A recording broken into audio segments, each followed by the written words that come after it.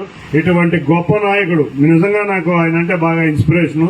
గత 3.5 సంవత్సరాల నుంచి ఆయన చూస్తున్నాను. ప్రతి విషయంలోనూ ఇన్స్పిరేషన్ ఉంటాడు. కాదు కొంచెం ఆవేశం ఎక్కువ ఉంటుంది ఆయనకి. ఆవేశం అంటే నిజాయితీ మీద ఉండేదే ఆవేశం. నిజాయితీగా ఉండేవాడు. ఎవరన్నా విమర్శించినా ఊరుకోడు. అది నిజమైన ఆవేశం. కొంతమంది వ్యక్తులు బూటకల ఆవేశాలు ఉంటాయి. అటువంటి వ్యక్తి మనకి రేపు ఎమ్మెల్యే కాబోతున్నందుకు మన నియోజకవర్గం చాలా అదృష్టం చేసుకుంది. ఎందుకంటే ఆయనకు సంబంధించిన చాలా మంది ఆయన శిష్యులు ఇవాళ సెక్రటేరియట్ లో, మన ప్రభుత్వం వచ్చినా కూడా సెక్రటేరియట్ లో ఆయన శిష్యులు ఐఏఎస్లు కానీ ఐపీఎస్లు కానీ చాలా మంది ఉన్నారు. ఏ రోజు సెక్రటేరియట్ లో ఆయనకి వెళ్తే అవని పని అంటూ ఉండదు. మా అందరికీ ఎవరికన్నా అవుద్దు అయినా ఆయన ఎమ్మడి పడిపోతాడు ఏ పనికైనా.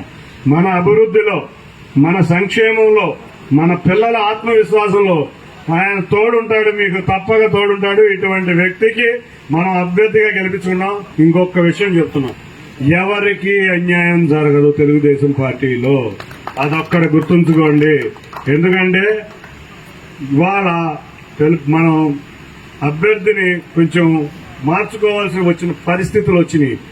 మార్చిన వ్యక్తికి కూడా తెలుగుదేశం పార్టీలో అన్యాయం జరగదు. అతనికి కూడా సముచిత గౌరవం తప్పకుండా ఉంటుంది. నారా చంద్రబాబు నాయుడు గారు చెప్పిన విషయం ఇది. నారా లోకేష్ గారు చెప్పిన విషయం. తప్పకుండా వారిని కూడా గౌరవించాలని నేను తెలియజేసుకుంటూ